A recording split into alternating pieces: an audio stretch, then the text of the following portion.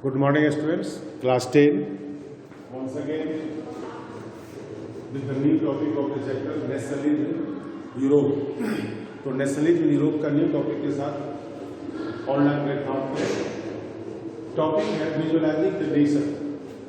Nation को कैसे visualise करें और देखा जाए एक तरह से, वो टॉपिक है। उसमें पहला एक तरह से देखिए, आपका क्वेश्चन है how can a nation be given a face. किसी भी कंट्री, किसी भी देश को, किसी भी टेरिटरी को एक फेस के रूप में कैसे रिप्रेजेंट किया जा सकता है।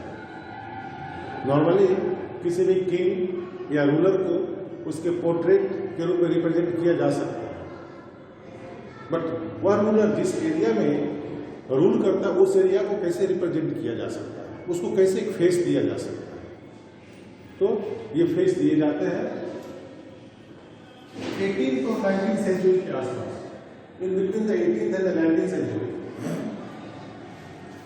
century, artists gave personification of the nation। जो आर्टिस्ट उस समय होते थे, जो पिक्चर बनाया करते थे, फिगर बनाया करते थे, उन्होंने नेशन को एक स्पेसिफिक फेस देने की कोशिश किया, ठीक है। और उस नेशन को रिप्रेजेंट किया लाइक ए पर्सन, एक व्यक्ति के रूप में नेशन को रिप्रेजेंट करने की कोशिश किया गया, गिविंग द फिगर और giving the face, making the figure, making the statue and trying to give the face of the nation. वो कोशिश कर रहे थे कि उसको एक प्रकार से फेस दिया जाए, पर्सन का फेस दिया जाए। Nation used to be represented as a female figure. Normally देखा गया यूरोपीय में कि जितने भी कंट्रीज में नेशनलिज्म का डेवलपमेंट हुआ, तो कंट्रीज ने अपने देश में उस नेशन को रिप्रेजेंट किया फीमेल फिगर के रूप में, फीमेल फिगर के रूप में। जैसा कि आपको मैंने पढ़ाया था नेशनलिज्म इंडिया में, देखिए फीमेल फिगर के रूप में भारत माता को रिप्रेजेंट किया गया।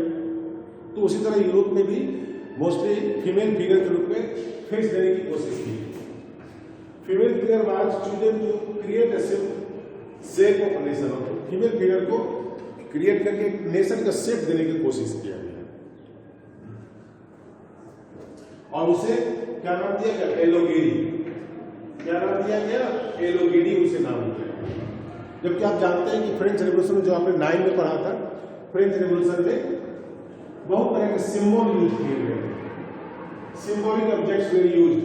जैसे कि आपने देखा broken chain, snake biting there tales, फिर एक प्रकार से स्कल्पचर, ये सभी सिंबल प्रोवाइड किए गए थे। फ्रेंच रेवोल्यूशन यूज किया गया, and all these symbols were used to connect with the people life. और ये सिंबल यूज किया गया कि पीपल की लाइफ को कनेक्ट किया जाए, क्योंकि बहुत सारे उस समय जो पीपल थे, they were totally not literate, so they can't understand the written material. वो रिटन मटेरियल को समझ नहीं पाते, इसलिए एक सिंबल देने की कोशिश किया गया, सिंबल को इजी वे में वो पहचान सकते थे। और वह सिंबल एक तरह से उस कंट्री का प्राइड, गौरव के रूप में माना जाता है। जैसे कि हमारे देश का देख लीजिए, नेशनल फ्लैग हमारा है, एक तरह से हमारे देश का गौरव के रूप में, प्राइड के रूप में है। उसी तरह ये सिंबल जो दिए गए वो भी एक तरह से प्राइड के रूप में था, गौरव के रूप में माने जाते थे। कुछ जो सिंबल, प्रोमिनेंट सिंबल जो यूरोपियन नेशनलिज्म में यूज किए गए डिफरेंट कंट्रीज के थ्रू, वो आपके सामने है। पहला है ब्रोकन चेन। आपने 9 में इसको स्टडी किया था। Broken chain shows the liberation of the slaves. ये बताता है कि स्लेव्स जो थे यूरोप में डिफरेंट कंट्रीज में, उसको फ्री कर दिया गया, मुक्ति मिल गई। स्टैच्यू ऑफ वुमेन जो बनाया गया, वो एक सिंबल करता था लिबर्टी का, symbol of the liberty, statue of the women बनाया गया। उसी तरह ब्राइड फोल्डेड फीमेल फिगर एक बनाया गया और स्टैच्यू बनाया गया, keeping scale in the hand. वो किसका रिप्रेजेंट करता था? जस्टिस का रिप्रेजेंट करता था। जो लोग रेड कैप पहनते थे, जो they were showing that they became free from the slavery, वो किसी से मुक्त हो गए? स्लेवरी से मुक्त हो गए। फ्रांस में मैरी ने एक फीमेल फिगर बनाया गया था, फीमेल फिगर था मैरी ने, जो पब्लिक स्क्वायर में इसके स्टेचू को बनाए जाते थे। जितने भी चौक चौराहे थे उसमें बनाए जाते थे, ताकि ये लोगों में एक यूनिटी कि भावना क्रिएट करे, सेंटिमेंट ऑफ यूनिटी क्रिएट करे, लोगों में रिमाइंड करे कि फ्रांस एक यूनाइट कंट्री है। उसी तरह जर्मनी में जर्मेन और जर्मनिया नाम से फीमेल फिगर बनाया गया और उसको एक क्राउन दिया गया, एक कैप दिया गया ओक लीव्स का, और उसको भी डिफरेंट प्लेस पे सेटल किया गया। ओक जो था वो हीरोइज्म का प्रतीक था, सिंबल ऑफ द हीरोइज्म। तो इस तरह करके डिफरेंट वे में यूरोप में सिंबल को यूज किया गया to visualise the nation, to represent the nation. Different types of symbol को यूज किया गया। ठीक है, ये सारे सिंबल आपको यूज किए गए।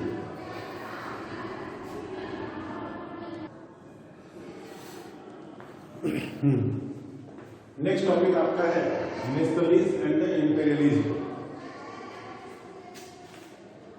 आफ्टर 1871 1871 के बाद यूरोप में इंपॉर्टेंट और कह सकते हैं एक सीरियस नेशनलिस्ट टेंशन क्रिएट हो गया, और वो क्रिएट होने का मेन कारण था Balkan reason.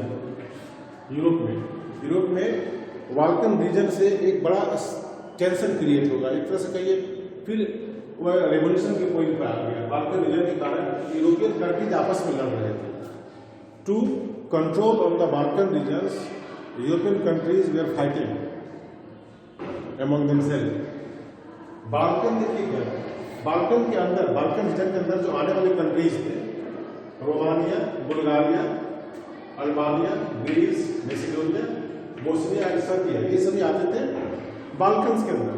But all these areas were inhabited by mostly Christian. इस सभी एरिया में क्रिश्चियन कम्युनिटी की संख्या, पॉपुलेशन ज्यादा थी। But all these areas were subjected to the Turkey empire. लेकिन इस सभी एरिया में जो शासन करते थे वो टर्की एम्पायर करते थे, शासन टर्की। और टर्की क्या था, मुस्लिम बहुल कंट्री था, मुस्लिम मेजॉरिटी कंट्री था।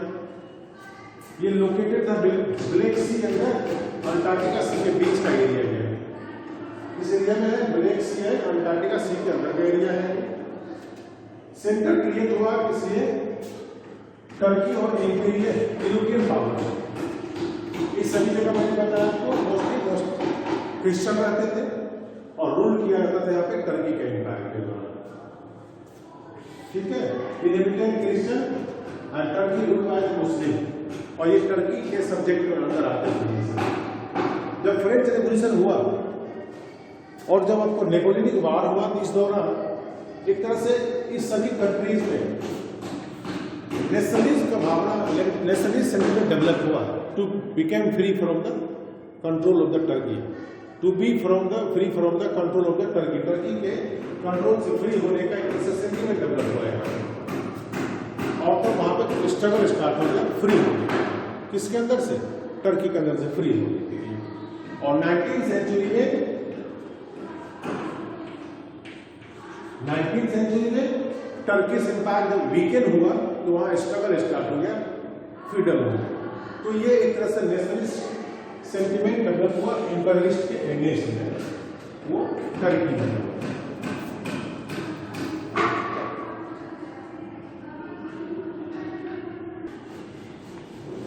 और तब टर्की के अगेंस्ट में और टर्की के इंपीरियलिस्ट के अगेंस्ट में, रूस के अगेंस्ट में, इन सभी वार्डन स्टेट्स में एक प्रकार से रिवोल्यूशन, नेशनलिस्ट सेंटिमेंट डेवलप हुआ, और इन्होंने चाहा कि अपने आप को फ्री करें। और फ्री करने के लिए European countries, most of the countries और टर्की के बीच एक फाइट स्टार्ट हुआ, जो लास्ट में किस साल में जाना गया, वर्ल्ड वॉर फर्स्ट के नाम से जाना गया। और यहाँ पे यूरोपियन इंपीरियलिज्म को अपोज किया गया, और एक तरह से नेशनलिस्ट सेंटिमेंट डेवलप हुआ, और ये सभी कंट्रीज वर्ल्ड वॉर में इंगेज हो गए। Okay, thank you. Chapter is ended.